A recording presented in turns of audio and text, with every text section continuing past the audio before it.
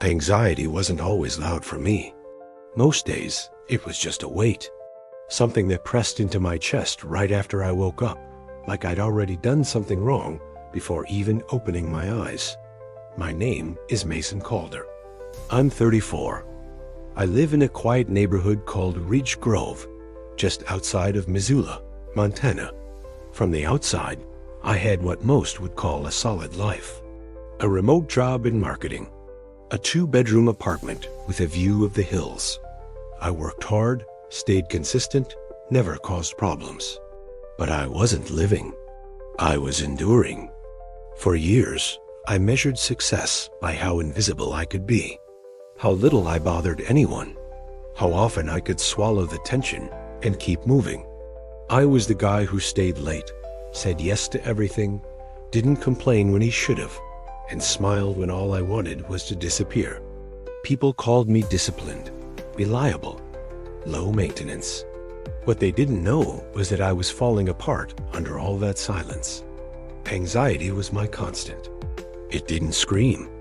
It whispered, "You're behind. You're not enough. Don't screw this up." And I believed it. Every single day. I started working more.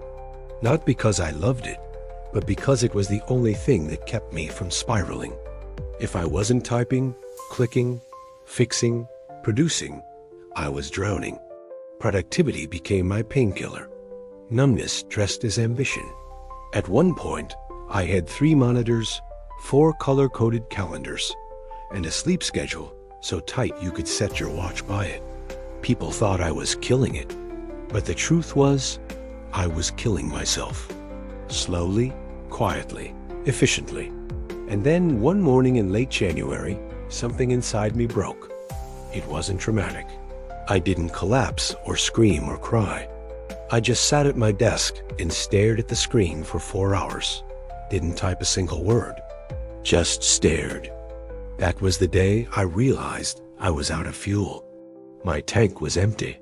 But worse than that, I had no idea who I was without the grind. And that scared the hell out of me. I didn't talk to anyone about it. Not my coworkers. Not my family. Not even the few friends I still kept in touch with. Because I didn't know how to explain a breakdown that left no bruises. I didn't know how to say, "I feel like I'm failing at being alive." I wasn't suicidal. But I wasn't invested in being here either. I was stuck somewhere in between. That night, I went for a walk, not because I wanted to. I just needed air, something real, something that didn't glow or vibrate or send me another email. I walked for almost 2 hours, past frozen sidewalks, past empty houses with porch lights on and nobody outside, past my own exhaustion. That walk didn't save me, but it cracked something open. The next morning, I walked again. 15 minutes this time. No phone, no music. Just my breath and the snow crunching under my boots. I did it again the next day, and the next. And suddenly, without meaning to, I had built a habit that saved me. I didn't know it yet, but those silent walks were the beginning of my return to myself. Those walks became sacred, not because they fixed everything, but because they gave me space to feel without performing. No deadlines, no pretending. Just me, my breath, and the cold air cutting through the fog in my mind. I started noticing small things again. The way the sun touched the tops of the pine trees. The sound of frozen branches creaking in the wind. The rhythm of my own footsteps. Each morning, I emptied a little bit of what I had been carrying for years. Guilt, shame, pressure.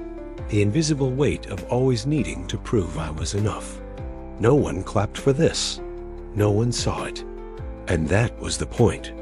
When no one's watching, who are you? That question haunted me. Then it started to guide me. I stopped chasing output for validation. I stopped needing others to see my hustle. I started working differently. Not less but deeper. Focused. Intentionally. There's a kind of healing that doesn't look like healing. It looks like waking up and doing one thing that aligns with your soul, even when your brain is still screaming. For me, that thing was walking. Later, it became journaling, then cooking real meals, then calling my brother just to talk, not just to check a box. You don't rebuild a life by flipping a switch. You rebuild it one decision at a time. I had to unlearn the lie that working until I had nothing left made me valuable. I had to realize that my worth was never tied to how much I produced, that I could be enough even when I was still healing. Some days, I still hear that voice, the one that says I'm falling behind, the one that tells me I'll never catch up. But now, I don't obey it. I listen. I nod.